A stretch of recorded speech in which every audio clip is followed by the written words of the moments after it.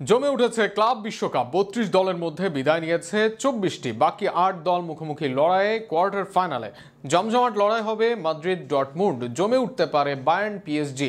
এছাড়াও উত্তাপ ছড়াবে আল হিলাল, ফ্লুমিনেন্সের মতো দলও। সেক্ষেত্রে ক্লাব বিশ্বকাপের কোয়ার্টার ফাইনাল নিয়ে আরও টুকিটাকি জানাবো প্রতিবেদনে।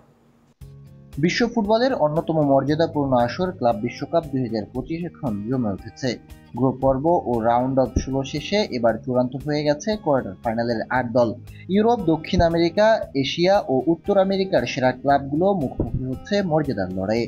প্রথম কোয়ার্টার ফাইনালে ব্রাজিলিয়ান চ্যাম্পিয়ন ফ্লুমিনেন্স মুখোমুখি হবে সৌদি আরবের ক্লাব আল হিলালের সঙ্গে। ফ্লুমিনেন্স ইন্টার মিলানকে ২-০ গোলে হারিয়ে শেষ ৮-এ পৌঁছায়। অন্যদিকে আল হিলাল রোমাঞ্চকর এক ম্যাচে অতিরিক্ত সময়ে ৪-৩ গোলে হারিয়েছে সাবেক ইংলিশ চ্যাম্পিয়ন ম্যানচেস্টার সিটিকে। ম্যাচটি অনুষ্ঠিত হবে ৪ জুলাই অরল্যান্ডোতে।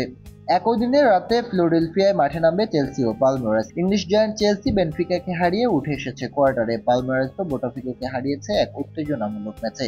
দুই দলই ওভারটাইমে জয় তুলে নেওয়ায় এই লড়াইয়ে থাকবে বাড়তি উত্তেজনা। ৫ জুলাই রয়েছে আরও দুটি হাই ভোল্টেজ ম্যাচ। প্রথমে অ্যাটালান্টায় মুখোমুখি হবে প্যারিস সেন্ট জার্মান এবং বায়ার্ন মিউনিখ। দুই ইউরোপীয় ক্লাবের এই লড়াই ফুটবল বিশ্বে চরম আগ্রহের।